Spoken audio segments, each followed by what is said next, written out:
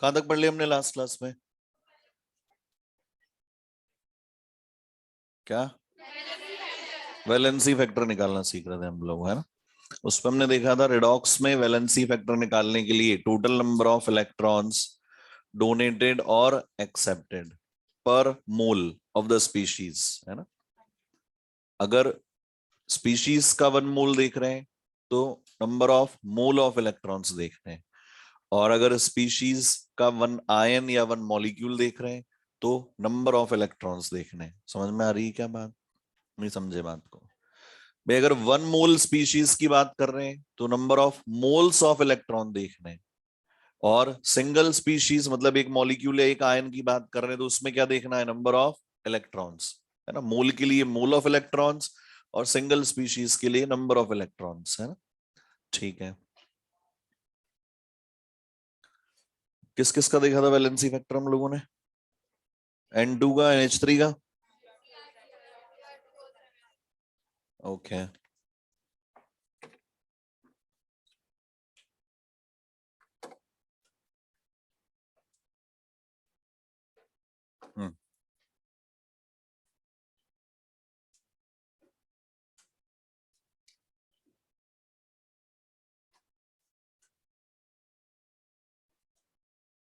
Some important cases to determine equivalent weight, है ना? जैसे हम यहां पर बात करें KMnO4 इन एसिडिक मीडियम। अगर एसिडिक मीडियम में KMnO4 यूज में लिया जाता है तो पहले तो ये बताओ KMnO4 किस तरह से यूज में आता है? ऑक्सीडाइजिंग एजेंट, रिड्यूसिंग एजेंट, या बोथ? ऑक्सीडाइजिंग एजेंट, क्योंकि Mn किसमें है? मैक्सिमम ऑक्सीडेशन स्टेट में। तो इसका कन्वर्जन होता है MnO4 माइनस से Mn+2 में। बताएं वैलेंसी फैक्टर कितना आएगा? 5 आएगा क्या? वैलेंसी फैक्टर पॉजिटिव ही रहेगा, इट इज अ वैल्यू, है ना? तो साइन नहीं होगा उसका कोई भी, तो सिंपली वैल्यू बतानी है। यहाँ Mn किसमें है? +7, +7 से किसमें गया? तो कितने इलेक्ट्रॉन एक्सेप्ट किए? 5। तो हम ये भी लिख सकते हैं यहाँ पर 5 इलेक्ट्रॉन्स। बोलो भाई। अगर हम ले लें यहाँ पर KMnO4 in strongly basic medium, strongly alkaline medium, तो स्ट्रॉन्गली एल्कलाइन मीडियम में MnO4 माइनस से MnO4-2 में कन्वर्ट होता है। बताओ, +7 से +6 में जा रहा है। कितने इलेक्ट्रॉन एक्सेप्ट किए? 1 इलेक्ट्रॉन। वैलेंसी फैक्टर कितना आएगा? 1। और अगर इसी में बात करते हैं KMnO4 in neutral medium, neutral और वीकली एल्कलाइन मीडियम, न्यूट्रल और वीकली एल्कलाइन, तो ये MnO4 माइनस से कन्वर्ट होता है किसमें? MnO2 में। वैलेंसी फैक्टर बताइए। 3। 7 से किसमें गया? 4 में। 3 इलेक्ट्रॉन एक्सेप्ट किए। तो जो यहां पर बात कर रहे थे कि अगर सिंगल आयन देख रहे हैं तो हम देखेंगे सिंगल आयन ने कितने नंबर ऑफ इलेक्ट्रॉन्स एक्सेप्ट किए। अगर इसका वन मोल देखेंगे तो हम कहेंगे इसने कितने मोल इलेक्ट्रॉन एक्सेप्ट किए। समझ में आ रही है बात? तो वैलेंसी फैक्टर कितना आ रहा है यहाँ पर? 3। और K2Cr2O7 potassium dichromate, potassium dichromate K2Cr2O7 जो है वो केवल ऑक्सीडाइजिंग एजेंट की तरह काम करता है, ऑक्सीडाइजिंग एजेंट। और ये Cr2O7-2 से किस में चला जाता है? Cr+3 में। यहाँ पे 2 लगा देंगे, ये +6। बताओ वैलेंसी फैक्टर कितना आ जाएगा? 6 आ जाएगा क्या? क्योंकि एक क्रोमियम में 3 का चेंज आ रहा है, 2 क्रोमियम में 6 का चेंज आएगा। क्लियर है?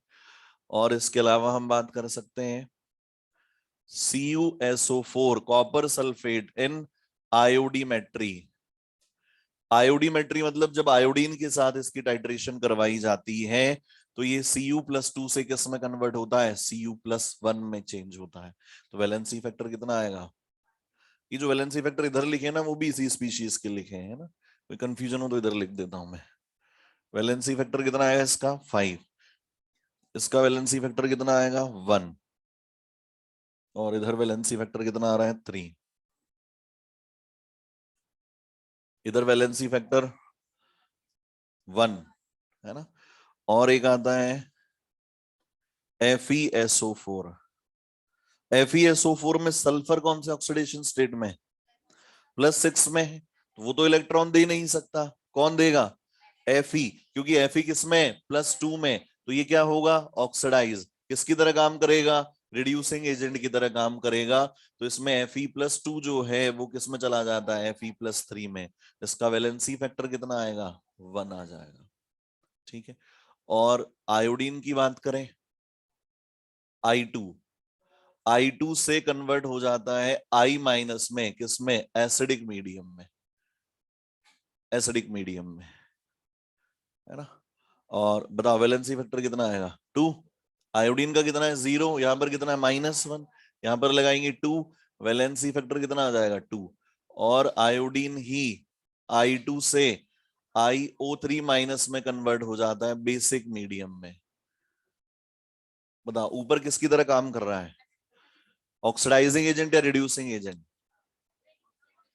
खुद रिड्यूस हो रहा है ऑक्सीडाइजिंग एजेंट, और यहां ऑक्सीडाइज हो रहा है क्या, 0 से किस में चला गया +5 में, किसकी तरह काम कर रहा है, खुद ऑक्सीडाइज हो रहा है रिड्यूसिंग एजेंट, और ऊपर रिड्यूस हो रहा था ऑक्सीडाइजिंग एजेंट, तो ऊपर ऑक्सीडाइजिंग एजेंट की तरह काम कर रहा है, यहाँ रिड्यूसिंग एजेंट की तरह काम कर रहा है। बताओ वैलेंसी फैक्टर 10 आ जाएगा क्या, क्योंकि एक आयोडीन में चेंज कितने का है 5 का, दो में कितने का आ रहा है 10 का।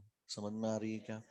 एक आता है इसमें oxalic acid, oxalic acid, oxalic acid क्या करता है, H2C2O4 होता है ना, तो H2C2O4 में C2O4-2 कन्वर्ट हो जाता है किसमें CO2 में, तो यहाँ पे 2 लगा देंगे। वैलेंसी फैक्टर बताओ C2O4-2 का,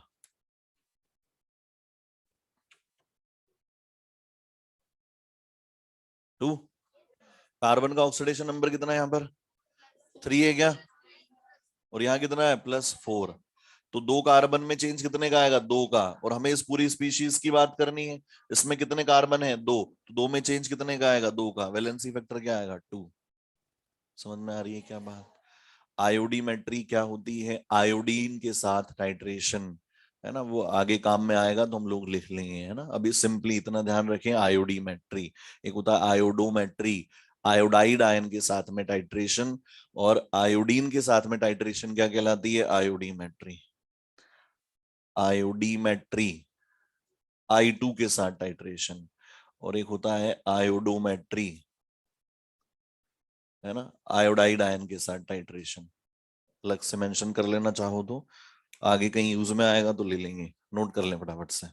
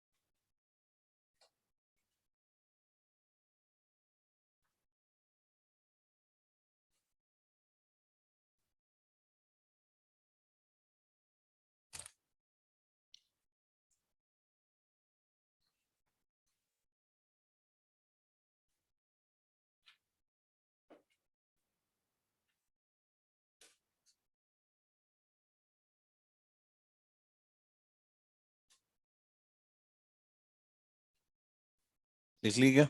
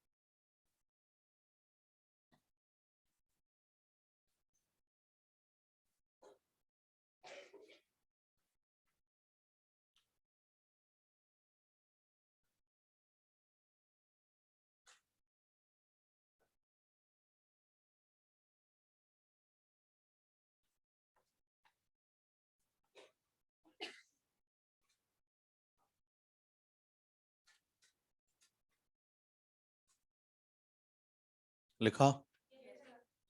अगर हमने ऑक्सीडेशन नंबर निकालना सीख लिया है तो रिडॉक्स में वैलेंसी फैक्टर निकालने में हमें कोई दिक्कत नहीं आएगी। स्पेशली अगर हमें चेंज गिवन है तब तो कोई दिक्कत आने वाली है नहीं। अगर रिएक्शन आपको लिखी हुई गिवन है तो आप बहुत आसानी से निकाल सकते हैं। हाँ, कुछ केसेस में हो सकता है आपको रिएक्शन गिवन नहीं हो, जैसे KMnO4 वाला केस है, K2Cr2O7 वाला केस है, ऑक्सैलिक एसिड वाला केस है ना। इनमें आपको हो सकता है रिएक्शंस गिवन नहीं हो, तो उनके लिए हमें ध्यान रखना है कि KMnO4 जो है वो एसिडिक मीडियम में Mn+2 में चेंज होता है। KMnO4 में Mn का ऑक्सीडेशन नंबर कितना है? +7, और इधर कितना है? +2। 7 से 2 में कैसे गया होगा? 5 इलेक्ट्रॉन एक्सेप्ट कर लिए होंगे, तो यहां पर हमने 5 इलेक्ट्रॉन लिख दिए। And according to the definition of valency factor, number of electrons accepted और डोनेटेड पर आयन या पर मॉलिक्यूल। तो ये एक आयन है, एक ही है ना यहाँ पर कॉफिशिएंट। कितने इलेक्ट्रॉन एक्सेप्ट कर रहा है? 5। वैलेंसी फैक्टर कितना आएगा? 5। +7 से +6 में गया। ये कैसे आता है? ये हमें याद रखना है ना। ये स्ट्रांगली अल्कलाइन मीडियम में किस में कन्वर्ट होता है? MnO4-2 में। +7 से +6 में गया, कॉफिशिएंट कितना है? 1। एक इलेक्ट्रॉन एक्सेप्ट करेगा और वैलेंसी फैक्टर कितना आ जाएगा? 1। और ये तीनों में ही आप देख रहे हैं इलेक्ट्रॉन एक्सेप्ट कर रहा है, मतलब रिड्यूस हो रहा है। मतलब तीनों ही केसेस में किसकी तरह काम कर रहा है? ऑक्सीडाइजिंग एजेंट की तरह।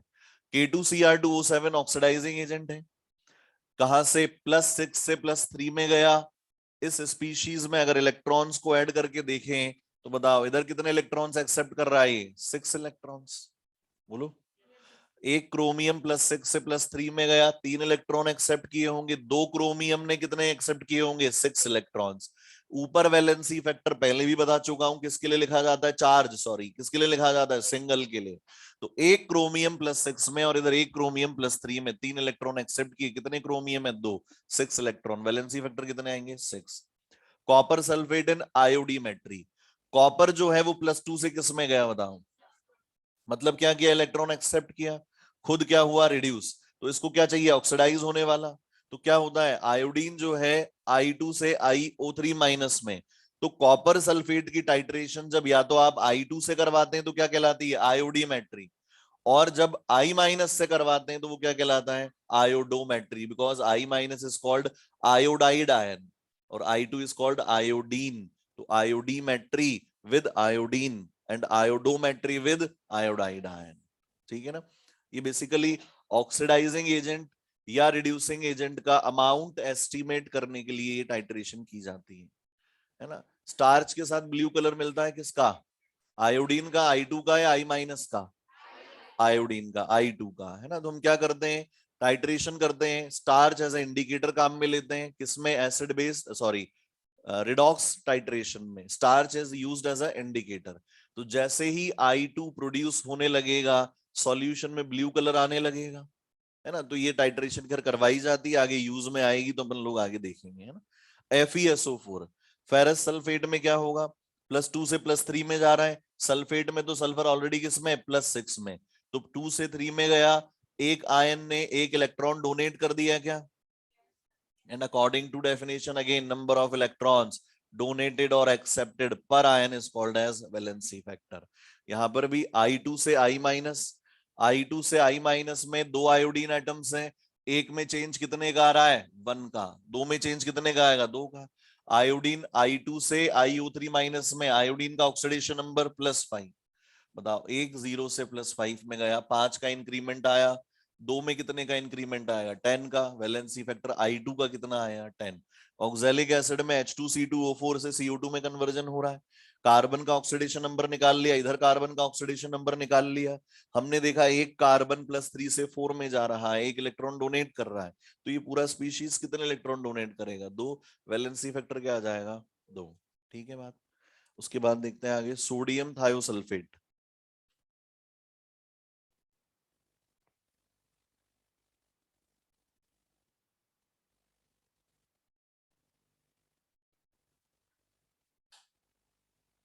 Na2S2O3, sodium thiosulphate. ठीक है, इसमें क्या होता है, आयन कौन सा है S2O3-2, ये कन्वर्ट हो जाता है S4O6-2 में, किसमें, एसिडिक मीडियम में। सल्फर का ऑक्सीडेशन नंबर यहां पर कितना आ रहा है +2 आ रहा है क्या, और यहां कितना आया था +2.5, कल कैलकुलेट किया था अपन ने, याद है क्या। बताओ वैलेंसी फैक्टर कितना आएगा। अच्छा, ऑक्सीडाइज हो रहा है कि रिड्यूस, ऑक्सीडाइज, तो ये किसकी तरह काम करता है, रिड्यूसिंग एजेंट की तरह है, रिड्यूसिंग एजेंट की तरह काम करता है। बताओ वैलेंसी फैक्टर बताओ इसका और उसका, इसका कितना आएगा 1, क्योंकि एक सल्फर +2 से 2.5 में गया, तो एक एस एटम में कितने का इंक्रीमेंट आया 0.5 का। इस स्पीशीज में कितने एटम्स हैं 2, दो में कितने का इंक्रीमेंट आएगा 1 का, वैलेंसी फैक्टर कितना आएगा 1। यहां वैलेंसी फैक्टर 2, इसका वैलेंसी फैक्टर 2, क्योंकि एक सल्फर एटम में डिक्रीमेंट कितने का आया 0.5, इस स्पीशीज में कितने 4, 4 में कितने का डिक्रीमेंट आएगा 2 का, वैलेंसी फैक्टर विल बी 2। समझ आ रही है बात इतनी। अच्छा, ये तो एसिडिक मीडियम में, और सिमिलरली इसी का दूसरा केस ले लें, S2O3-2, ये चला जाता है SO4-2 में, किसमें, बेसिक मीडियम में। बताओ, इधर +2, इधर +6, वैलेंसी फैक्टर 8 भाई 8। एक सल्फर में 4 का इंक्रीमेंट, दो सल्फर में 8 का, वैलेंसी फैक्टर 8। समझ में आ गई क्या बात। और इधर कितना आ जाएगा 4, क्योंकि हमें कौन सी स्पीशीज की बात करनी है, इस स्पीशीज की बात करनी है, वैलेंसी फैक्टर विल बी 4।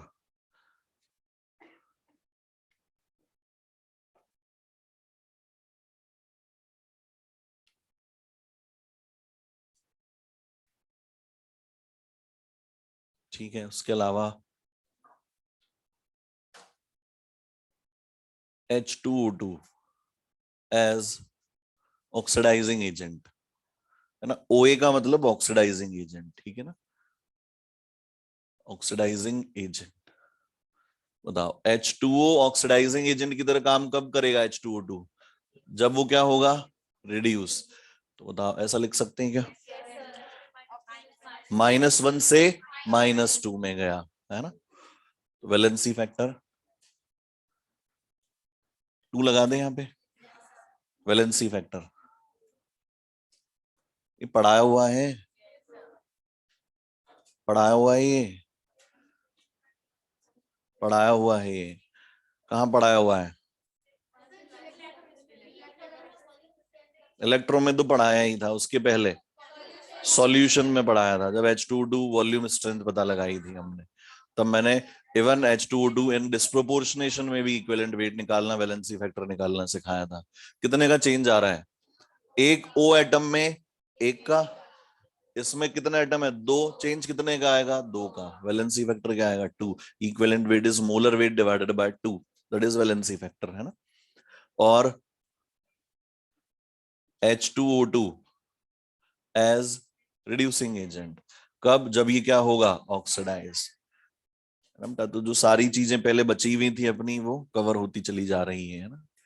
ऐसा नहीं कहेंगे कि उस टाइम पे आपने कहा था बाद में देखेंगे, और बाद कभी आया ही नहीं, आ रहा है बाद। बताओ वैलेंसी फैक्टर 2, -1 से 0 में 1 का इंक्रीमेंट, 2 एटम्स में 2 का इंक्रीमेंट, वैलेंसी फैक्टर 2। बस ये तो वो वाले केसेस हो गए जिनका हमें कुछ पता ही नहीं होगा, और जिनके बारे में अगर रिएक्शन पता है, सामने अगर रिएक्शन लिखी हुई है, तो हम बहुत आसानी से पता लगा सकते हैं। दोनों साइड ऑक्सीडेशन नंबर्स पता लगाने, चेक करना है इंक्रीमेंट आ रहा है या डिक्रीमेंट आ रहा है। तो ये चेक कर लेंगे कि पर आयन या पर मॉलिक्यूल टोटल इंक्रीमेंट कितना आया या टोटल डिक्रीमेंट कितना आया, that will be the valency factor of that species. ठीक है ना, नोट कर लें।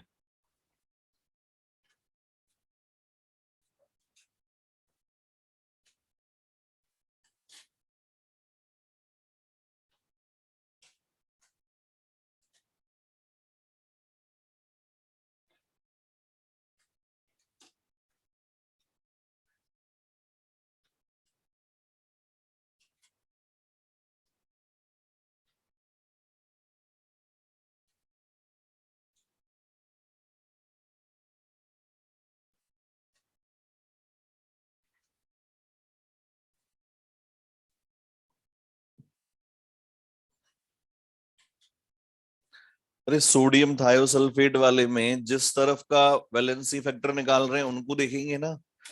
यहाँ S2O3-2 में कितने सल्फर हैं? 2। तो 2 सल्फर में चेंज देख रहे हैं, कितने का आया? 1। अगर जब इसका वैलेंसी फैक्टर निकालेंगे कितने सल्फर है? 4। 4 का चेंज देखेंगे हम लोग। इधर बात करें, कितने सल्फर है? 2। तो 2 का चेंज देखेंगे, एक में 2 से 6, एक में कितने का चेंज आ रहा है? 4 का। तो 2 में कितने का आएगा? 8 का। और जब हम इधर निकाल रहे हैं तो सल्फेट की बात करेंगे, कितना सल्फर है? 1। 6 से कितने में जा रहा है? 2 में। वैलेंसी फैक्टर में वैल्यू कितनी आएगी? 4, है ना।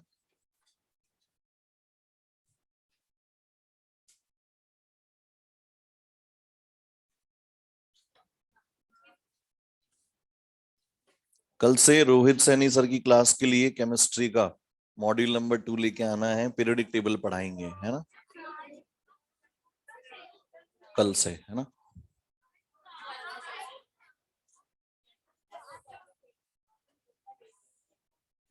एजे सर की जगह आएंगे वो, है ना।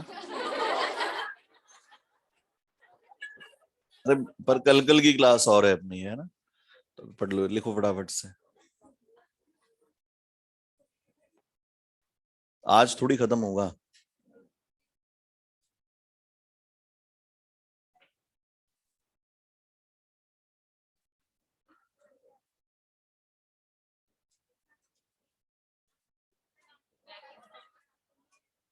क्या हुआ है? अब चॉकलेट वगैरह नहीं, अभी नहीं। पढ़ाई करेंगे ना अभी। पढ़ाई करते हुए पढ़ाते पढ़ाते कैसे खाएंगे?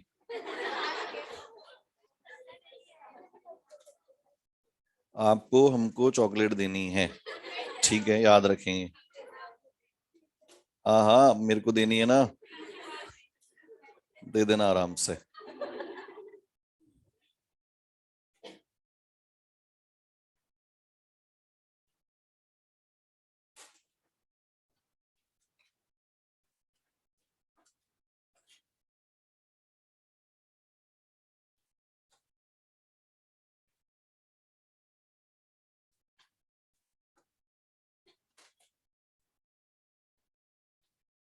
लिख लिए क्या?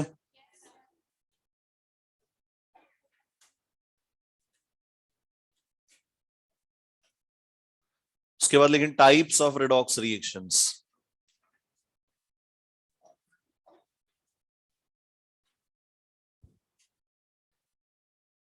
ये जो चेंजेस हमने यहाँ पर लिखे हैं बेटा, ये आपको याद रखने हैं, ये कोई तरीका नहीं है ये निकालने का कि S2O3-2 से S4O6-2 कैसे आएगा, ये हमें कैसे पता लगा। हमें याद रखना है ये बनता है ना।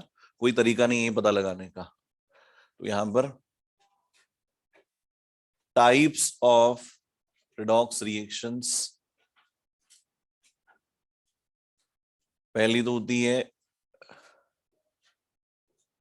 इंटरमॉलिक्यूलर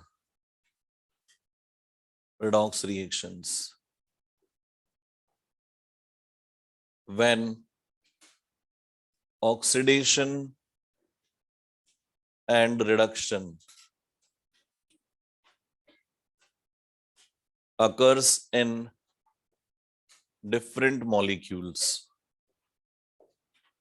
जैसे कि SnCl2 plus FeCl3 gives SnCl4 plus FeCl2. Sn plus 2 से प्लस 4 में गया, Fe प्लस 3 से प्लस 2 में गया। तो प्लस 2 से प्लस 4 में क्या दिख रहा है? ऑक्सीडेशन। और प्लस 3 से प्लस 2 में क्या दिख रहा है? रिडक्शन। तो अलग अलग मॉलिक्यूल्स में जब ऑक्सीडेशन और रिडक्शन देखने को मिले, that will be called inter molecular redox reactions. एक होती है intramolecular redox reactions, when oxidation and reduction occurs in same molecule। एक ही मॉलिक्यूल में ऐसा हो रहा हो, जैसे कि KClO3 gives KCl plus O2। यहां पर क्लोरीन के ऑक्सीडेशन स्टेट +5 है, यहाँ क्या है? -1, और यहाँ क्या है? 0, और ऑक्सीजन कितना है? -2। तो क्लोरीन +5 से -1 में डिक्रीज हुआ कि इंक्रीज? डिक्रीज। तो ये क्या हुआ? रिडक्शन। और ऑक्सीजन -2 से 0 में इंक्रीज हुआ, दैट इज ऑक्सीडेशन। तो सेम ही मॉलिक्यूल में ऑक्सीडेशन हो रहा है और उसी में रिडक्शन हो रहा है, दैट इज कॉल्ड इंट्रामॉलिक्यूलर। और इसके अलावा होती है एक डिसप्रोपोर्शनेशन रिएक्शन। कितना लंबा है? और ज्यादा हो गया क्या?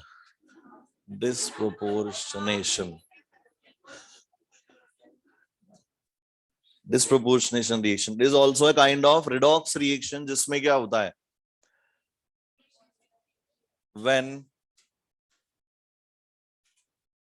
in a redox reaction same element gets oxidized and reduced, and two or more than two oxidation states of that element are present in product side। Two or more oxidation states of that element are present in product side। अगर ऐसा है तो कौन सी reaction होगी? Disproportionation reaction. जैसे P4 gives H2PO2 minus plus PH3। बताओ इधर कितना होगा? 0। H2PO2 माइनस में +1 है क्या? -4 + 1 + 2 कितना है? +1। और PH3 में कितना है? -3। बताओ फास्फोरस 0 से एक बार +1 में गया, ऑक्सीडाइज हुआ, और 0 से -3 में गया, रिड्यूस हुआ। और प्रोडक्ट साइड में एक से ज्यादा, दो या दो से ज्यादा ऑक्सीडेशन स्टेट्स हैं। This kind of reaction is disproportionation reaction. Sir यहीं पे काम हो जाता, इतना क्यों लिखा आगे का? क्योंकि इसका एक और टाइप होता है reverse, that is कॉनप्रोपोर्शनेशन reaction.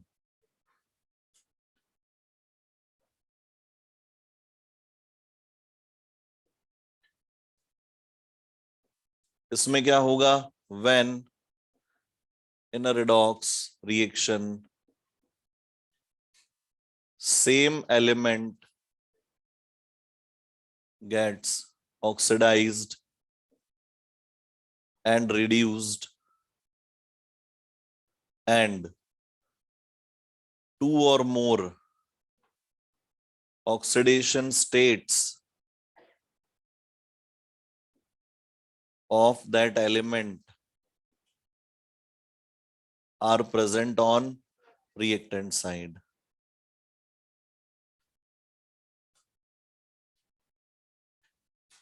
For example इसी को रिवर्स लिख देंगे तो क्या बन जाएगी? कॉनप्रोपोर्शनेशन। या फिर हम लिख सकते हैं Cl minus plus ClO3 minus gives Cl2।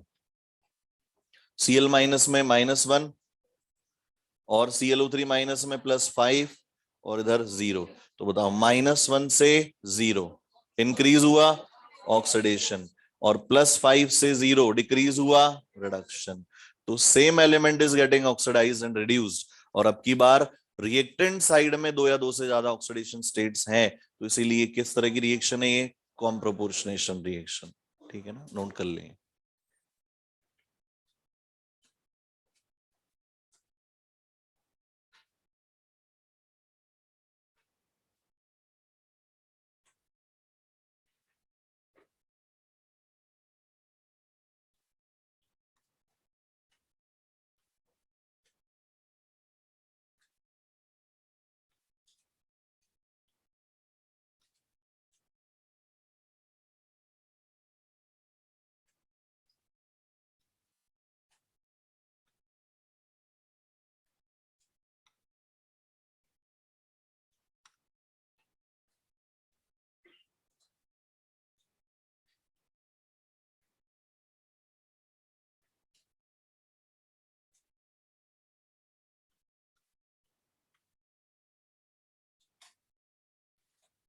Aditi देवल जो है बेटा 5वीं बार पूछती हैं, सर ये चैप्टर एनसीईआरटी में नहीं है क्या? तो बेटा इतनी तकलीफ तो आप खुद भी उठा सकते हैं, या मेरे को एड्रेस दे दे बेटा घर का, मैं कॉपी किताब ढूंढ के खोल के देख लूंगा और बता दूंगा एनसीईआरटी में है कि नहीं है। गजब बेवकूफ लोग हैं। अरे कॉपी किताब खोल के देखना है ना उसमें है कि नहीं, पहली बात तो पता है। अगर हमने 11th 12th साइंस लेके पास की है तो हमें पता होता है, और अगर नहीं भी पता है तो हमारे पास किताबें होती हैं एटलीस्ट, उनमें खोल कर देखा जा सकता है।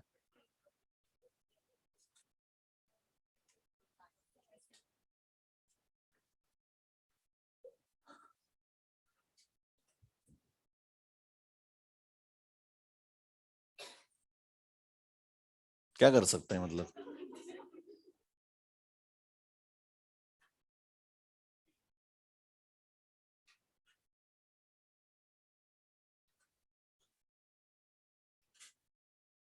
कल को डाउट उठाने लगोगे तुम तो, ये केमिस्ट्री का पार्ट है कि नहीं है।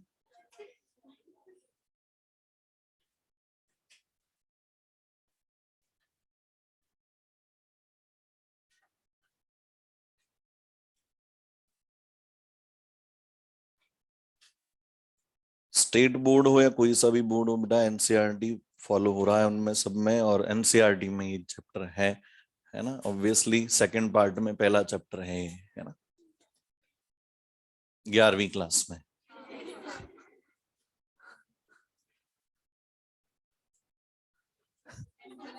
एग्जैक्टली।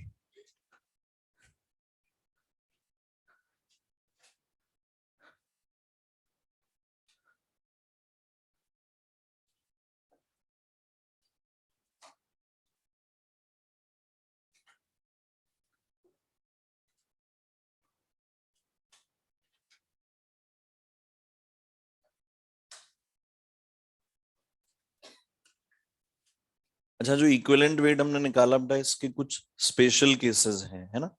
वो स्पेशल केसेस में इक्विवेलेंट वेट डिटरमाइन करने का तरीका जो है वो तब आएगा जब हम बैलेंसिंग सीख चुके होंगे, है ना। तो एक बार जब बैलेंसिंग अपनी पूरी हो जाएगी तो एक बार याद दिलाएंगे सर, कुछ स्पेशल कंपाउंड्स भी हैं जिनके लिए हमें वैलेंसी फैक्टर निकालना सीखना है। जैसे कुछ कंपाउंड्स ऐसे होते हैं जिनमें कैटायन और एनायन दोनों ही इलेक्ट्रॉन डोनेट करते हैं। जैसे आपने देखा K2Cr2O7, K2Cr2O7 में कैटायन कौन है? K+ और एनायन कौन है? Cr2O7-2। तो कैटायन का कोई रोल नहीं है, लेकिन एनायन क्या कर रहा है? इलेक्ट्रॉन गेन कर रहा है ना। या फिर ऑक्सैलिक एसिड की बात करें तो H2C2O4, H+ अलग हो गया और C2O4-2 इलेक्ट्रॉन डोनेट कर रहा है। तो कोई ना कोई एक ही पार्ट जो है वो इलेक्ट्रॉन डोनेट करता है या एक्सेप्ट करता है। लेकिन कुछ कंपाउंड्स ऐसे होते हैं जिनमें कैटायन और एनायन दोनों ही इलेक्ट्रॉन डोनेट कर देते हैं, तो उनके लिए। और कई बार क्या होगा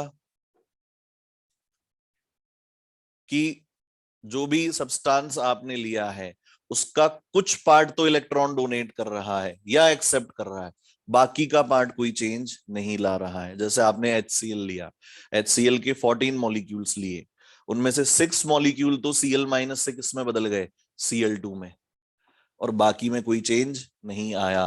तो उसमें भी इक्विवेलेंट वेट हमें निकालना पड़ सकता है। ये दो अलग डिफरेंट केसेस हैं, वो अपन बाद में देखेंगे बैलेंसिंग के बाद में, ठीक है ना। ये नोट कर लिया सबने, करेंगे फटाफट से।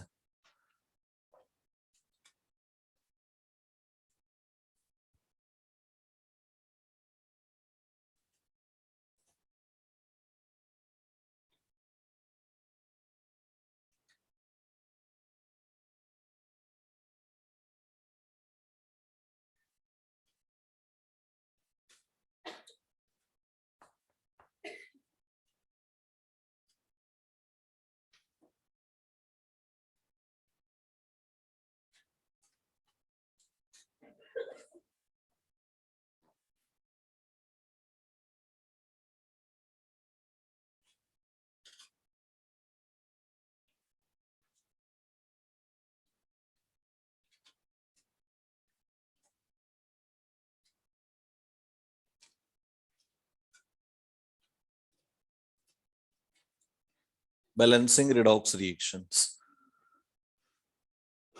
सबसे इंटरेस्टिंग पार्ट है बेटा, ये चैप्टर का सबसे मजेदार पार्ट है ना। मजा आएगा अगर ऑक्सीडेशन नंबर निकालना सीख लिया है तो।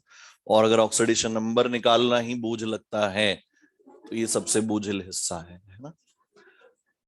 बैलेंसिंग रिडॉक्स रिएक्शंस को बैलेंस करना क्यों जरूरी है, तो बता सकता है?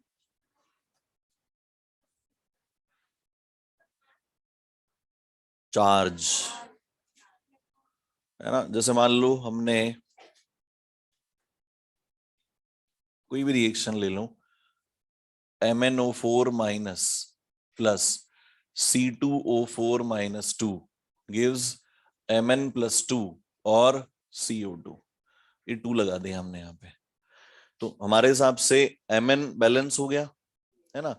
और कार्बन भी बैलेंस्ड है ना। ऑक्सीजन बैलेंस कर देंगे H2 लगा के, कितने इधर 4 और 4 8, और उधर कितने 4, तो इधर क्या कर दो 4H2 लगा दो, है ना। और हाइड्रोजन के लिए इधर क्या कर देंगे 8H+ लगा दें। लेकिन काम अभी पूरा नहीं हुआ है। चक्कर क्या है, ध्यान रखना हमेशा दिमाग में एक पॉइंट ये होना चाहिए, रिडॉक्स रिएक्शंस को बैलेंस क्यों किया जाता है, क्योंकि ट्रांजैक्शन बराबर होता है ना। अगर आपने एटीएम से पैसे निकाले हैं और अगर आपके हाथ में 5,000 रुपए आए हैं तो प्लस हुआ है ना आपका, उधर अकाउंट में से डेबिट 5,000 ही होगा, बराबर ही होना चाहिए। ऐसा नहीं है आपने निकाले 5,000 हैं और उधर डेबिट 4,500 हुए हैं या 5,500 हुए हैं, ऐसा नहीं है। ट्रांजेक्शन बराबर होना चाहिए। जितने इलेक्ट्रॉन्स डोनेट किए जाते हैं उतने ही इलेक्ट्रॉन्स एक्सेप्ट किए जाते हैं। बीच में हवा में तो कोई इलेक्ट्रॉन होता नहीं। और हमने पहले भी बात की थी कि इलेक्ट्रॉन जो है वो पैसों की तरह होते हैं, रुपयों की तरह होते हैं, कोई ना कोई मालिक होता ही है ना। सड़क पे भी गिर जाते हैं ना बेटा, जेब में तब तक तो एक ही मालिक है, सड़क पे गिरती 50 मालिक तैयार हो जाते हैं। मेरा था अभी अभी निकला था मैं यहाँ से, है ना। तो इलेक्ट्रॉन्स भी खुले नहीं छोड़ने हैं और उनका हिसाब प्रॉपर होना चाहिए। जितने इलेक्ट्रॉन्स डोनेट किए जाते हैं उतने ही एक्सेप्टेड होने चाहिए, अदरवाइज गलत है। देखो यहाँ पर Mn जो है वो किसमें है, +7 में, और इधर +2 में। तो कितने इलेक्ट्रॉन्स इसने एक्सेप्ट कर लिए, 5। कार्बन की बात करें +3 से किसमें गया, तो कार्बन के ऑक्सलेट ने, मतलब ऑक्सलेट आयन ने टोटल कितने इलेक्ट्रॉन दिए, 2। बोलो 2 ही दिए ना। और इसने लिए कितने लिए, ऐसे कैसे, समझ रहे हो बात को। इसने इलेक्ट्रॉन डोनेट कितने किए, 2। एक्सेप्ट कितने कर लिए गए, 5। अरे हिसाब ही नहीं बैठ रहा है। 2 डोनेट किए तो 2 ही एक्सेप्टेड होने चाहिए, और अगर 5 उसने एक्सेप्ट कर लिए तो फिर डोनेटेड क्या होनी चाहिए, 5। बराबर होना चाहिए हिसाब, लेकिन बराबर नहीं है। तो हमें इलेक्ट्रॉन्स या ऑक्सीडेशन नंबर को बैलेंस करना जरूरी है, और उसके बाद बाकी की चीजें बैलेंस की जाएंगी। सबसे पहले तो आप ये चेक करोगे कि total number of electrons donated और एक्सेप्टेड बराबर है या नहीं है। ये बात समझ में आ रही है क्या? तो ये दिखाई तो दे रही है कि बैलेंस हो गई है, लेकिन ऐसा कुछ हुआ नहीं है यहाँ पर। तो बैलेंसिंग के लिए कुछ 2 मेथड्स हैं हमारे पास, दोनों में से कोई भी मेथड जो है उस पर अपन एक्सपर्टीज कर लें। दोनों मेथड्स अपनी अपनी जगह पे हैं, सीखेंगे हम दोनों ही मेथड्स, क्योंकि एक मेथड हमें आंसर जल्दी लाने में मदद करता है, तो दूसरा मेथड हमें प्रैक्टिस लाता है किस चीज के लिए, इलेक्ट्रोकेमिस्ट्री के क्वेश्चन आसानी से सॉल्व करने के लिए। तो दोनों मेथड्स पे बढ़िया प्रैक्टिस होनी चाहिए। एग्जाम में क्वेश्चन आता है बैलेंसिंग के लिए, आपकी इच्छा है कोई सा भी मेथड आप अप्लाई करें, है ना। मेरा काम दोनों सिखाने का है, दोनों सीखेंगे हम लोग। सबसे पहले जो है that is oxidation number method. Oxidation number method, इसमें कुछ स्टेप्स हैं जो मैं यहाँ पर मेंशन कर देता हूं, उन्हीं स्टेप्स को फॉलो करने की कोशिश करें। स्टेप वाइज चलना पड़ेगा तो काम आसानी से होगा, और रैंडमली कोशिश करेंगे बेटा तो ऐसी गलती होगी, चेक भी कर लेंगे ना हम 10 बार भी, तो भी पकड़ में नहीं आएगी गलती कहाँ हुई है हमारी, है ना। देखते हैं सबसे पहले क्या करना है। Write the oxidation numbers of the species या of the elements getting oxidized and reduced, and identify oxidized and reduced species। क्या करना है, सबसे पहले तो ऑब्वियसली रिएक्शन लिखनी है, और रिएक्शन में जो जो ऑक्सीडाइज और रिड्यूस हो रहा है उनके ऑक्सीडेशन नंबर लिख देने हैं, और ये पता लगा लेना है कि कौन ऑक्सीडाइज हो रहा है और कौन रिड्यूस हो रहा है। Balance number of atoms of elements getting oxidized and reduced। सबसे पहले क्या करना है, जो जो ऑक्सीडाइज या रिड्यूस हो रहे हैं उनके नंबर ऑफ एटम्स को बैलेंस करना है। मैं यहां पर लगा देता हूं बेटा स्टार, क्योंकि गलतियां काफी सारी होने के चांसेस हैं यहाँ पर, सबसे ज्यादा इस वाले केस में होती है ना। Balance number of atoms of elements getting oxidised and reduced, और उसके बाद क्या करना है अपने को, find total increment and total decrement in oxidation number and check if they are not equal, then make them equal by multiplying with suitable integers। suitable integers अगर बराबर हैं तो कोई दिक्कत नहीं है, और अगर बराबर नहीं है तो हमें उन्हें बराबर करना है। अभी ये लिखने में इतने बड़े बड़े स्टेप हैं, लेकिन अप्लाई करने में बहुत छोटे स्टेप्स हैं ये, है ना। उसके बाद क्या करना है, balance charge on both sides by using H plus in acidic medium and by OH minus in basic medium। और उसके बाद में balance oxygen atoms bye H2O molecules. जिधर भी ऑक्सीजन कम पड़ेंगे उधर H2O मॉलिक्यूल जोड़ देंगे हम लोग, है ना। और उसके बाद में अगर सब कुछ ठीक रहा तो H will balance by itself। Hydrogen अपने आप बैलेंस हो जाएगा। लास्ट में जब आप चेक करेंगे, ऑक्सीजन को जैसे ही बैलेंस करेंगे और रिएक्शन को देखेंगे तो हाइड्रोजन अपने आप बैलेंस किया हुआ मिलेगा। तो देखो यहां पर हम किस किस को बैलेंस कर रहे हैं, हाइड्रोजन को, ऑक्सीजन को तो हम बैलेंस कर रहे हैं ना। तो इसका मतलब अगर रिएक्शन में इनिशियली कोई H प्लस जुड़ा हुआ है या कोई वाटर मॉलिक्यूल लिखा हुआ है तो आप उसको हटा दें, क्योंकि वो तो हम बैलेंस करने ही वाले हैं आगे। H प्लस हम खुद जोड़ते हैं, H2O हम खुद जोड़ते हैं, तो हम यहाँ पे कह सकते हैं remove H plus OH minus और H2O initially given in the reaction before balancing। Before balancing, balance करने से पहले आपको क्या करना है, रिमूव कर देने हैं H प्लस OH माइनस और H2। अब देखो कितना आसानी से हम लोग ये मेथड्स अप्लाई कर सकते हैं। हमने क्या लिखा, हमें स्केलेटन रिएक्शन गिवन है, वही रिएक्शन जो अभी हमने लिखी थी, MnO4 minus plus C2O4 minus 2 gives Mn plus 2 और साथ में CO2, ऐसी रिएक्शन गिवन है। ठीक है, सबसे पहले क्या करना है, ऑक्सीडेशन नंबर लिखने हैं, है ना। तो कोशिश करें कि ये जो चार्जेस हैं इनको थोड़ा दूर लिखें, आयंस के जो चार्जेस हैं इनको थोड़ा दूर लिखें।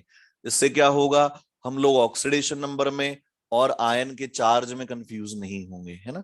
बताओ इधर ऑक्सीडेशन नंबर Mn का कितना लिख दें, +7 लिख दें क्या, तो ये +7, कार्बन का +3, Mn का +2 और कार्बन का। अब हमें पता लग रहा है कि Mn इज गेटिंग रिड्यूस्ड और कार्बन इज गेटिंग ऑक्सीडाइज, पता लग रहा है ऑक्सीडेशन नंबर देख के। फिर क्या बोला गया है हमें, balance number of atoms of elements getting oxidised and reduced. तो Mn के एटम बैलेंस्ड हैं क्या, और कार्बन के नहीं बैलेंस्ड हैं, तो इधर 2 लगा दें, तो ये कार्बन के एटम बैलेंस हो गए। कोई दिक्कत यहां तक, दूसरा स्टेप कंप्लीट हो गया। तीसरा स्टेप क्या कह रहा है, find total increment and total decrement. अच्छा, इंक्रीमेंट कहां पर हो रहा है, कार्बन में। बताओ एक कार्बन में कितने का इंक्रीमेंट हो रहा है, 1 का, और हमें क्या लिखा है, टोटल इंक्रीमेंट। तो 2 कार्बन में 2 का इंक्रीमेंट हो रहा है क्या, तो हमने देख लिया कि यहां से यहां 2 का इंक्रीमेंट हो रहा है। और डिक्रीमेंट किसमें हो रहा है, Mn में। कितने Mn है, 1, तो टोटल कितना डिक्रीमेंट हो रहा है, 5 का। तो ये हमने देखा 5 का डिक्रीमेंट हो रहा है। समझ में आ रही है बात, क्या ये बराबर है, नहीं है। अब हमारे पास ऐसी कोई शक्ति नहीं है कि 2 को 5 बना दे, नहीं कर सकते, 5 को 2 नहीं बना सकते, दोनों का एलसीएम ले लो, दोनों का एलसीएम ले लो, 2 और 5 का एलसीएम। जनरली क्या होता है मैं बताता हूं, जनरली ये मेथड भी सिखाया जाता है कि हम लोग क्रॉस मल्टीप्लाई कर देते हैं, है ना। क्रॉस मल्टीप्लाई करने में कोई दिक्कत नहीं है वैसे, लेकिन लास्ट में एक एरर आ सकती है। क्या हो सकता है, पूरी रिएक्शन 2 से या पूरी रिएक्शन 3 से डिवाइड करना पड़े और उसके बाद आपको कोफिशिएंट्स मिले। नहीं समझे बात को, है ना। जैसे मान लो ये तो 2 और 5 है, तो यहाँ तो मल्टीप्लाई करने से कोई दिक्कत नहीं आएगी, लेकिन अगर ये 10 और 4 होता तो फिर पूरी रिएक्शन में 2 से डिवाइड करना पड़ता, तब आपको एक बैलेंस रिएक्शन मिलती। और हमें स्टोइकियोमेट्रिक कोएफिशिएंट किसके लिए पूछे जाते हैं, आफ्टर डिवाइडिंग विद 2। मतलब नॉर्मली आपका कोई मल्टीप्लिकेशन नहीं होना चाहिए, रिएक्शन जो है वो बेसिक फॉर्मेट में होनी चाहिए, सिंपलेस्ट रेशियो में होना चाहिए। समझ में आ रही है बात, तो इसलिए हम लोग क्रॉस मल्टीप्लाई पे नहीं जाएंगे। एलसीएम ले लेंगे 2 और 5 का, कितना होता है 10। अब 10 बना दिया जाए दोनों को, 5 को भी 10 बना दें और 2 को भी 10 बना दें, तो बताओ इधर लिख देते हैं इसको, है ना। बताओ क्या करें, 5 वाले को 2 से मल्टीप्लाई कर दें, तो देखो जहां जहां 5 वाले एरो जा रहे हैं वहां 2 से मल्टीप्लाई कर दें। 2 MnO4 minus plus 5 C2O4 minus 2 gives 2 Mn plus 2 और 10 CO2। अब चेक करके देख लो तुम, क्या इंक्रीज और डिक्रीज बराबर है। ये +7, ये +3, ये +2 और ये +3, +4 है क्या, सॉरी +4। चेक करके बताओ इंक्रीज और डिक्रीज बराबर हुआ क्या। एक Mn में कितने का डिक्रीमेंट आ रहा है, 2 में 10 का। एक कार्बन में कितने का इंक्रीमेंट आ रहा है, 1 का। कितने कार्बन है, 10, 10 में कितने का आएगा, 10 का। इंक्रीज और डिक्रीज बराबर हो गया। और उसके बाद देखो चार्ज कितने कितने हैं, बताओ एलएचएस में कितना चार्ज है और आरएचएस में कितना चार्ज है।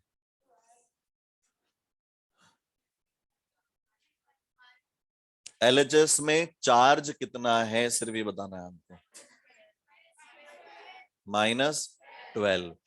ऑक्सीडेशन नंबर अलग रखना, आयन का चार्ज देखना है अपने को। तो आयन कौन सा है इधर, MnO4 माइनस, और कितने हैं 2, तो 2 का चार्ज क्या आएगा, -2।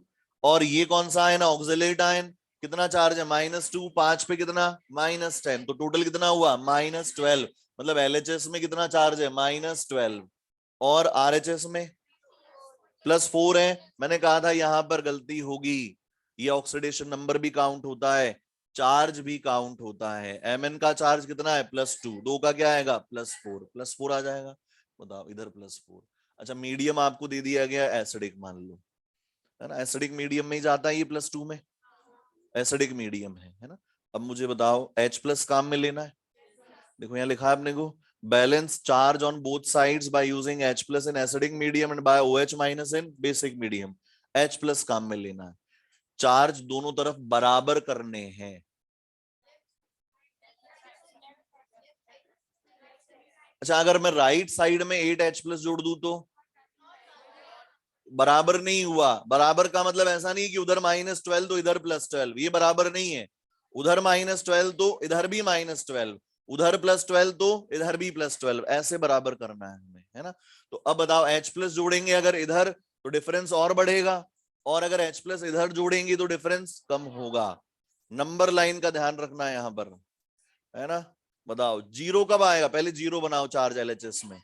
12H+ ऐड करने पे क्या आएगा 0। हमें कितना बनाना है +4 बनाना है, कितने 16H+ जोड़ दिए जाए। समझ गए बात को। तो हमने क्या ऐड किया 16H+ जोड़ दिया। अब देखो हो गया बैलेंस, चार्ज तो बैलेंस हो गया। ऑक्सीजन चेक करो, LHS में कितने 28 है क्या, और इधर 20 ही है, कितने कम पड़ रहे हैं 8, तो 8H2O ऐड कर देंगे। 8H2O, अरे एक H2O में एक ही O एटम आता है होशियारों, 8H2O। अब बताओ क्या ये वाला स्टेप हो रहा है अपना पूरा, हाइड्रोजन बैलेंस हो रहा है अपने आप, hydrogen will balance by itself. समझ में आ गई बात। तो अब पूरी चीजें ध्यान में रखते हुए स्टार्टिंग में टाइम लगाना है अपने को 2-3 एग्जांपल्स में, बट जब 2-3 एग्जांपल अच्छे से कर लेंगे तो फिर बहुत जल्दी बैलेंस होने लगेगी, है ना। तो लिख लेंगे फटाफट से।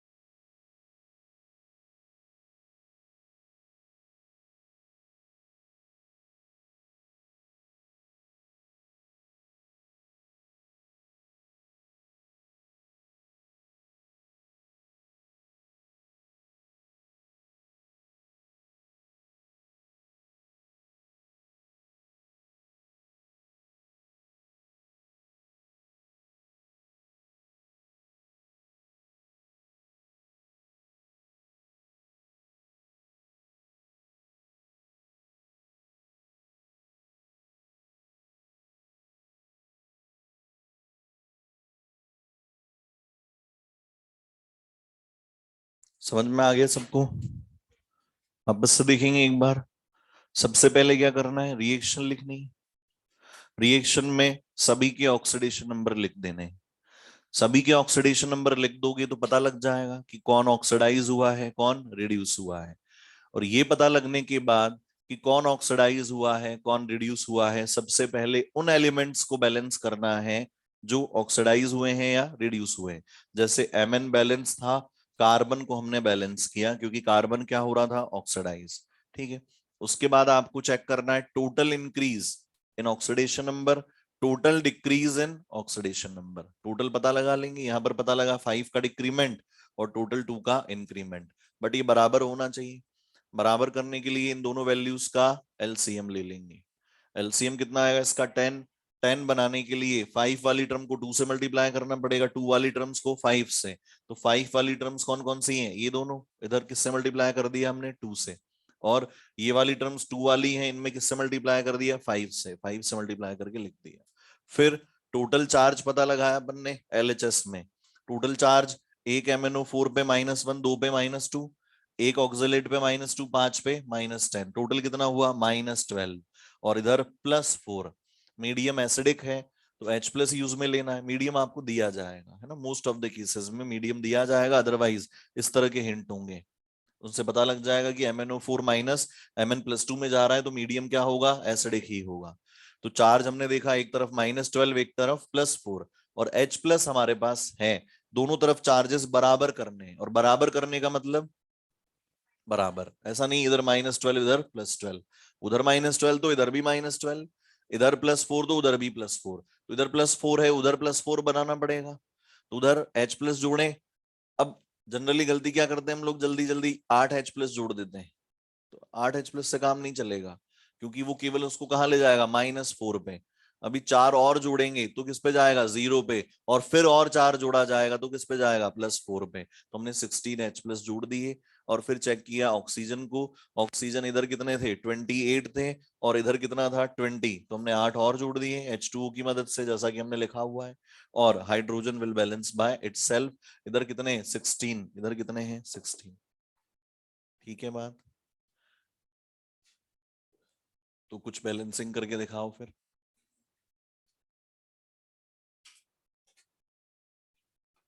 और धीरे कर लेंगे भले ही, लेकिन गलती नहीं करेंगे, कोशिश ही करनी है अपने को। और आंसर किसी को बोलना नहीं है, तो जीत किसी की हो नहीं रही है ना। Cr2O7-2 plus C2O4-2 gives Cr+3 और CO2। एसिडिक मीडियम में बैलेंस करके दिखाओ।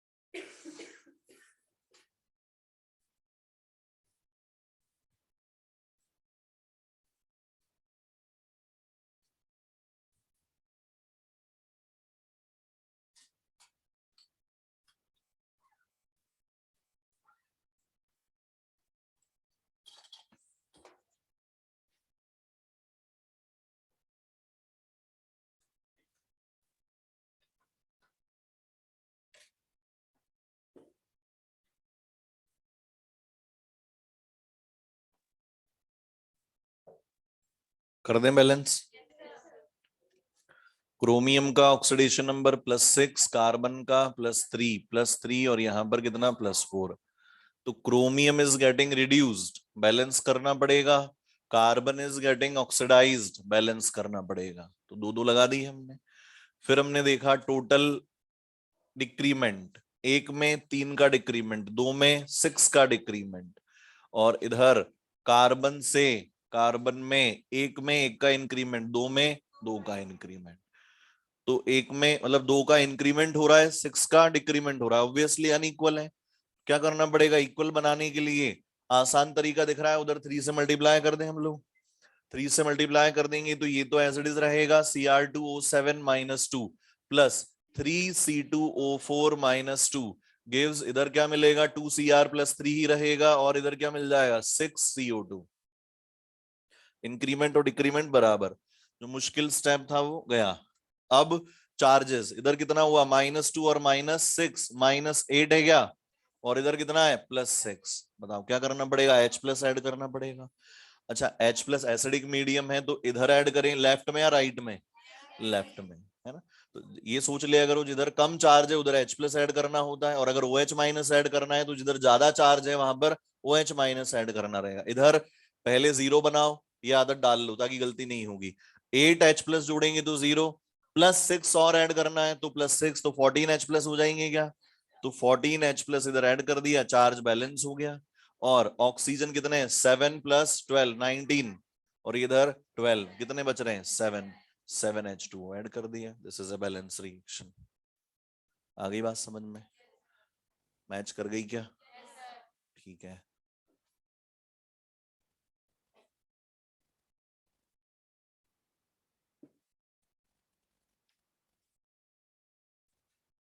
जहां मैंने बताया था मिस्टेक होती है वहां करी होगी बेटा तुम लोगों ने। सब नहीं करते बेटा। आप हो सकता है कोई दूसरी वाली करने के लिए तैयार हो।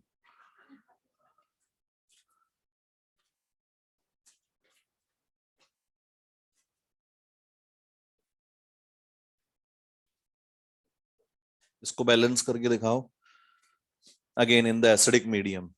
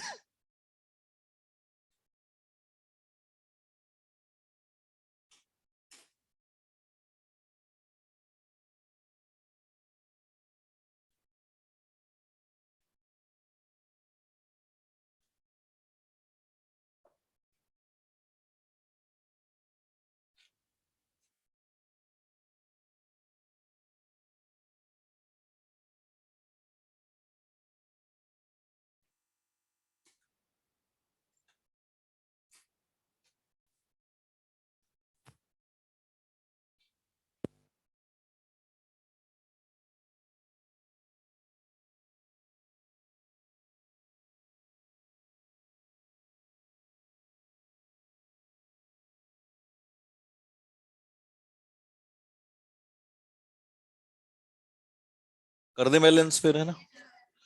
क्रोमियम किसमें यहाँ पर +6 में, सल्फर +4 में है क्या? क्रोमियम +3 में और सल्फर +6 में। क्रोमियम का एटम रिड्यूस हो रहा है, बैलेंस करना पड़ेगा। सल्फर बैलेंस्ड है, रिड्यूस हो रहा है, ऑक्सीडाइज हो रहा है, सॉरी। टोटल डिक्रीज कितने का हो रहा है 6 का, और टोटल इंक्रीमेंट कितने का हो रहा है 2 का। तो बताओ 2 और 6 को बराबर कैसे करें, उधर 3 से मल्टीप्लाई कर दें तो रिएक्शन बन जाएगी Cr2O7 minus 2 plus 3SO3 minus 2 gives 2Cr plus 3 as it is, और 3SO4 माइनस 2। अब चार्ज ढूंढना है, ये -2 और -6 -8 हो गया क्या, उधर +6 और -6 0, तो फिर क्या करना पड़ेगा 8H प्लस ऐड कर दें, दोनों तरफ 0 हो गया। और ऑक्सीजन देखें हम, इधर 7 और इधर 9, 9 + 7 16, और ये 12, 12 + 4 16, तो हाइड्रोजन बैलेंस हो गया अपने आप से।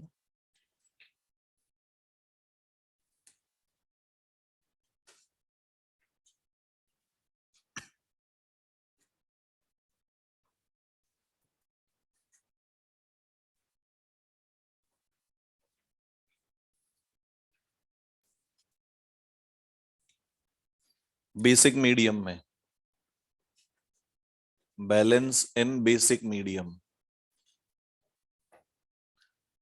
MnO4 minus plus Br minus gives MnO2 plus BrO3 minus.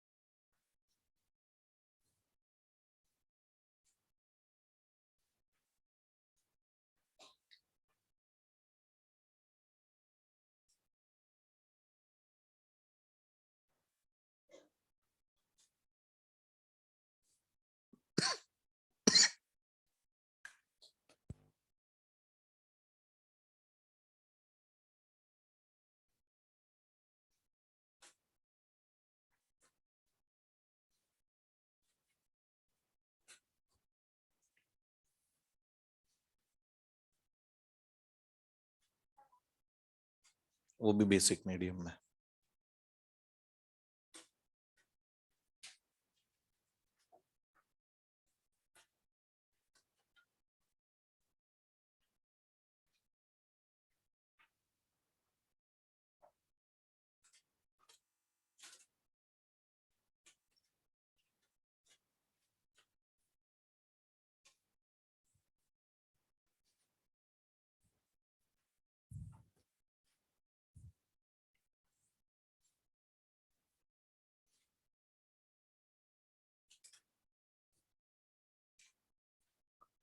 बताओ Mn क्या हो रहा है रिड्यूस, और Br इज गेटिंग ऑक्सीडाइज्ड, तो Mn प्लस 7 से 4 में 3 का टोटल डिक्रीमेंट, और ब्रोमीन में 6 का इंक्रीमेंट हो रहा है।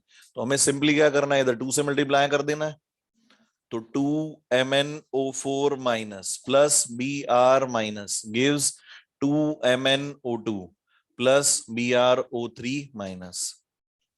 चार्ज ढूंढना है। तो आयन देखो MnO4 में एक, दो पे दो, दो और एक तीन, -3 एक है इधर, और उधर कितना है -1। ऐसा ही है। मीडियम कौन सा है, बेसिक। OH माइनस ऐड करना है किधर, क्योंकि एक OH माइनस से एक नेगेटिव चार्ज बढ़ेगा, इधर दो नेगेटिव चार्ज बढ़ाने हैं, तो इधर 2OH माइनस ऐड कर दिया हम लोगों ने, चार्ज बैलेंस हो गया। अब ऑक्सीजन देखें, इधर 8 है इधर कितना है 4 + 3 7 + 2 9, एक ही कम पड़ रहा है, एक H2O ऐड कर दो। चेक करो हाइड्रोजन बैलेंस्ड है, बैलेंस है, इसको बैलेंस करें।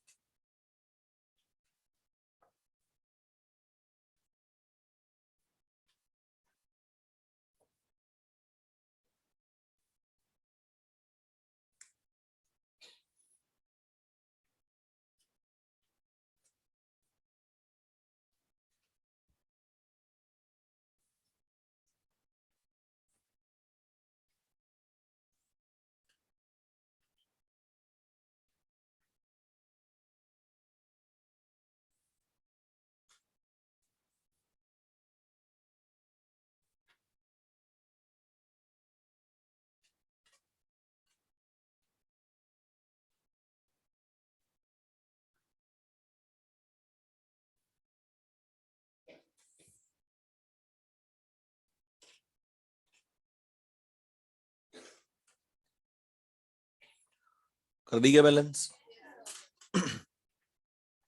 +3 से +2, नाइट्रोजन कितने में आ रहा है इधर, -1 में दिख रहा है क्या, और इधर नाइट्रोजन +1 में, और आयरन बैलेंस्ड है, नाइट्रोजन उधर 2 है तो यहां पर भी 2 लगाने पड़ेंगे। टोटल डिक्रीमेंट 1 का आ रहा है क्या, और टोटल इंक्रीमेंट 4 का दिख रहा है क्या, -1 से +1 में 2 का इंक्रीमेंट आया, 2 एटम्स में 4 का इंक्रीमेंट। बताओ 4 से मल्टीप्लाई कर दे इधर, 4Fe + 3 + 2NH2OH gives 4Fe + 2 और N2O। ठीक है, चार्ज देखें इधर कितना है +12, और इधर कितना है +8। क्या कर दें, OH माइनस जोड़ दें, इधर कितने 4 OH minus +4 OH minus. Oxygen इधर कितने हैं, एक में 2 और 4, 6 हो गए क्या इधर, और इधर एक ही है, कितने 5H2O ऐड करें क्या। अब चेक करो हाइड्रोजन बैलेंस हो रहा है क्या, इधर 10 है, और इधर कितने 4, और एक में कितने 3, 3 × 2 6, 6 + 4 10, फिर भी बैलेंस हो रहे हैं। ये एग्जाम्पल इसलिए किया अपन ने बेटा, क्योंकि लोग ट्रेंड बनाने लगे हैं कि सर जैसे एसिडिक मीडियम में बना लिया ना कि सर जितने H2O लगाए उसके दुगने H+ होते हैं, या H+ उनके आधे क्या कर दो H2O, ऐसा जरूरी नहीं है, है ना। इधर कितने H2O हैं 5, OH माइनस कितने हैं 4, तो हाइड्रोजन इनमें भी तो आ सकता है, जरूरी थोड़ी इनमें हाइड्रोजन नहीं आ सकता है, इनमें भी आ सकता है। तो कोई डायरेक्ट टेक्निक नहीं है, सॉल्व करके ही पता लगाना पड़ेगा, ठीक है ना।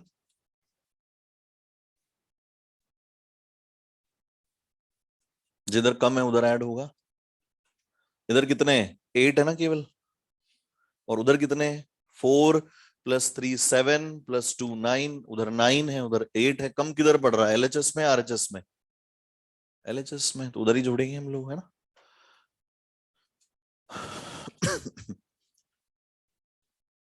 वैसे तो दूसरा मेथड भी पढ़ना ही था आज, लेकिन अब क्या करें, मजा आ रहा है। पढ़ लेते हैं।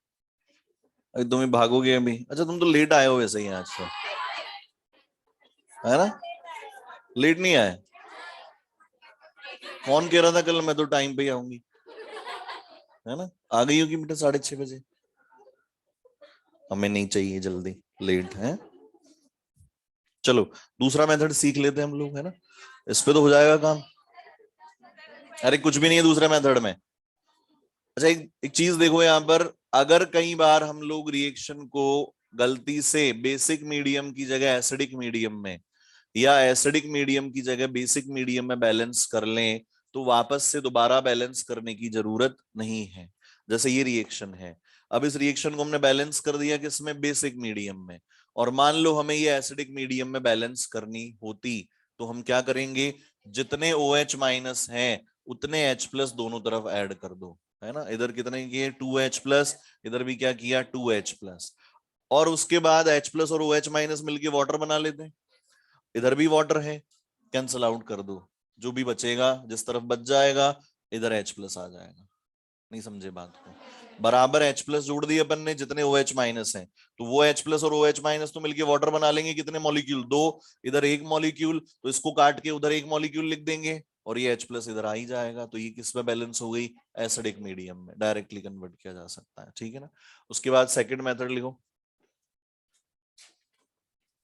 आयन एक्सचेंज मेथड या half reaction method, ion electron method या फिर half reaction method. Ion electron method या फिर हाफ रिएक्शन मेथड।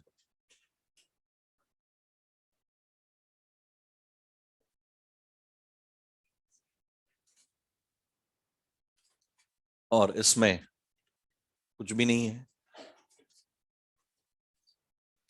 सबसे पहला स्टेप लिखो, नहीं,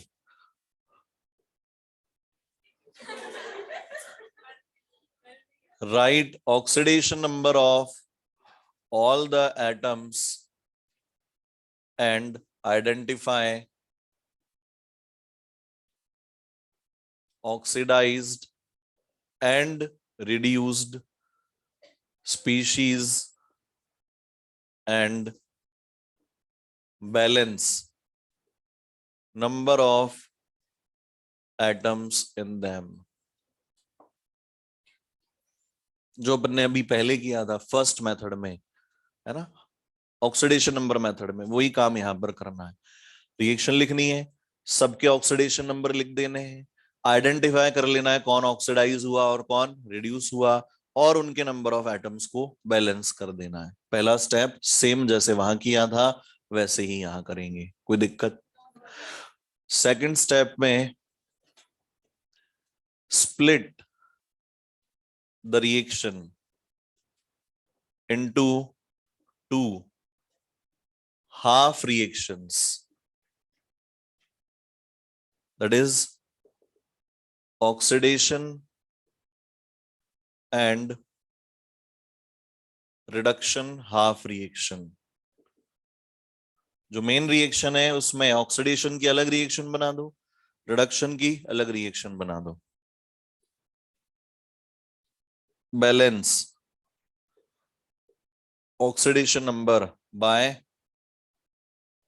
addition of electrons, balance oxidation number by addition of electrons. Electron जोड़कर हमें क्या करना है, ऑक्सीडेशन नंबर बैलेंस करना है। और make in both reactions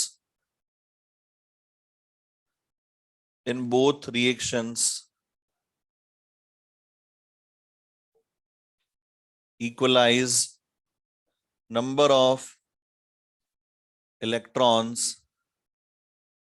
and add them। Number of electrons को बराबर कर देना है दोनों में और उनको ऐड कर देना है।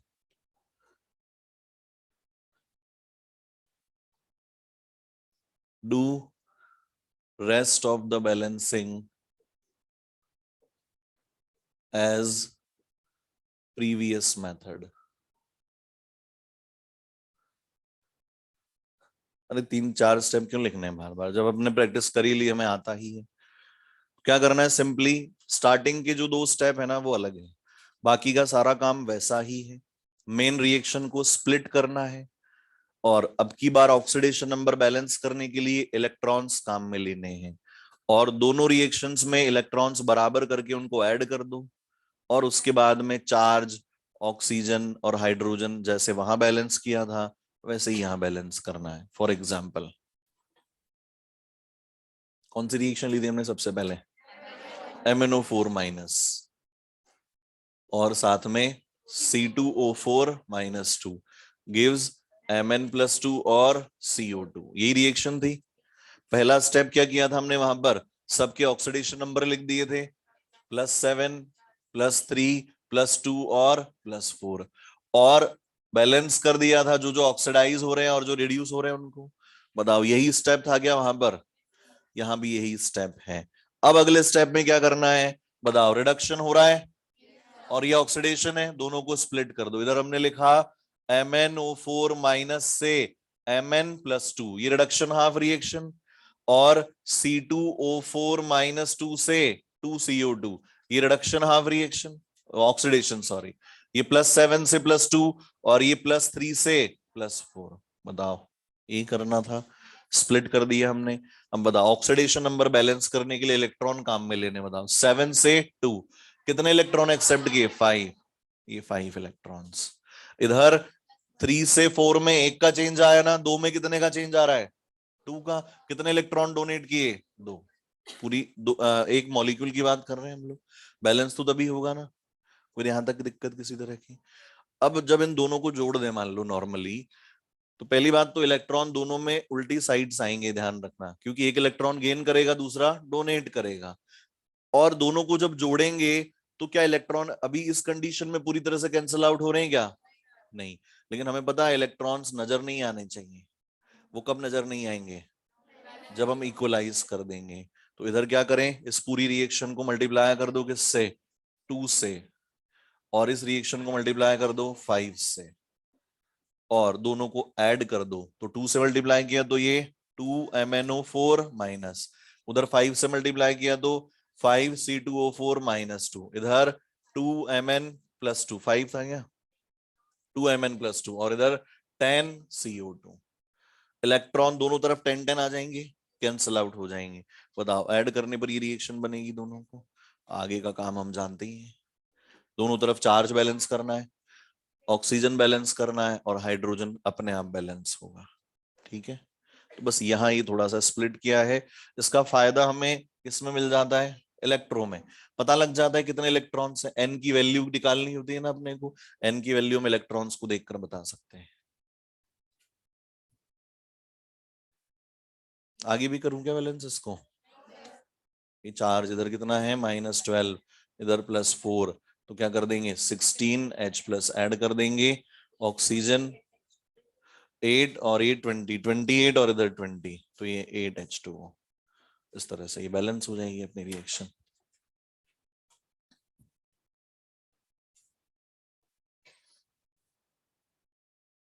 फटाफट से लिखो। वैसे तो जल्दी छोड़ देते बेटा, लेकिन अब ये मेथड पढ़ लिया है, तुम लोग भूल जाओगे,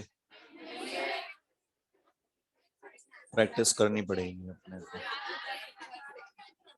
एटलीस्ट एक पे तो करनी पड़ेगी पड़ेगी, है ना? 2, 1, 3। नहीं बेटा इतनी जिद नहीं करनी बेटा, घर भी जाना है सब लोगों को। अब तुम्हारे तो क्या है, मजा आ रहा है पढ़ने में, बाकी लोगों को भूख लग रही है, तो 3-4 करवा दे करवाने में तो, पर कोई बात नहीं, एक कर लेंगे हम लोग, है ना? एक कंफर्टेबल लग रहा होगा, नहीं लग रहा है? हम्म। हाँ आज ही पढ़ लेंगे सब बस।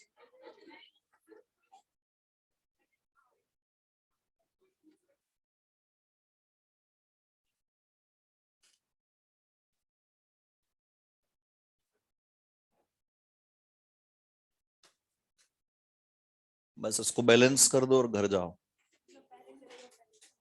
बेसिक मीडियम में।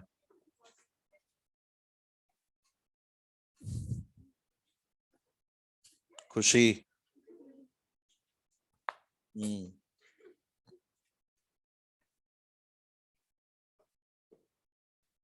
बेटा पढ़ना तो पड़ता ही है ना। पढ़ाई के बिना कुछ भी नहीं है, कितने भी गीत गाते रहो तुम लोग, पढ़ाई तो करनी पड़ेगी, है ना? बैलेंस करके दिखाओ इसको।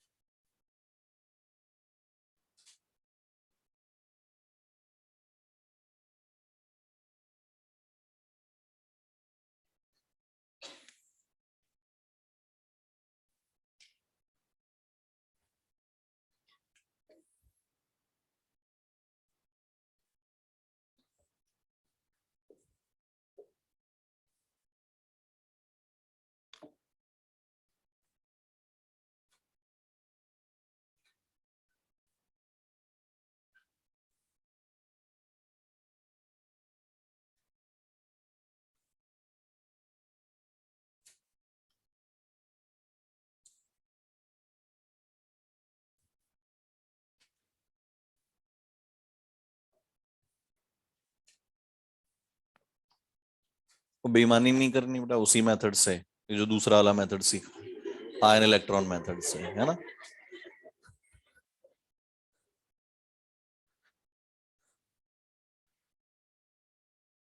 बेसिक मीडियम, कितना जोर आ रहा है, basic medium, acidic medium.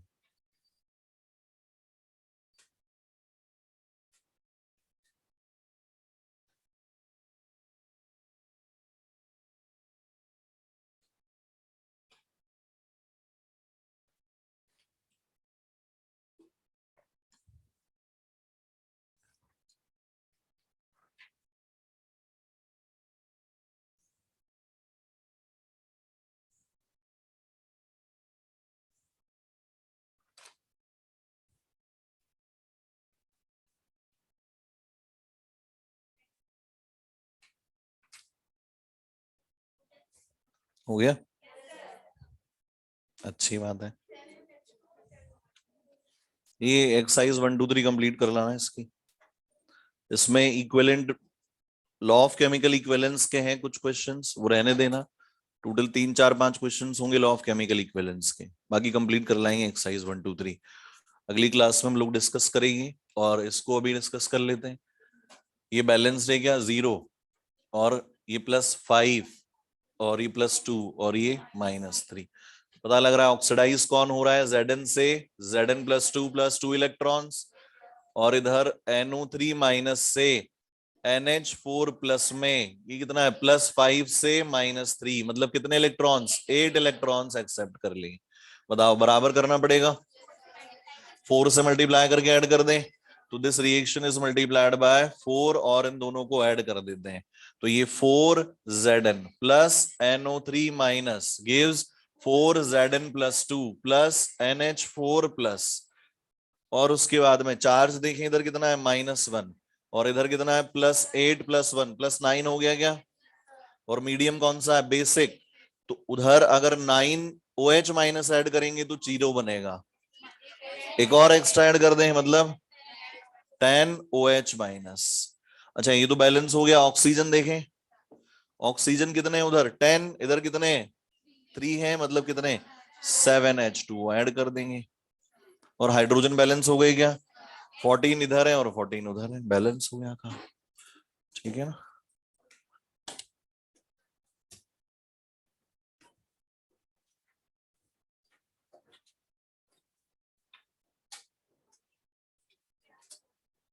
Exercise 1 2 3 complete करके आनी है बेटा, कल ही डिस्कशन होगा, उसके बाद कभी नहीं करेंगे हम लोग डिस्कशन, ठीक है ना।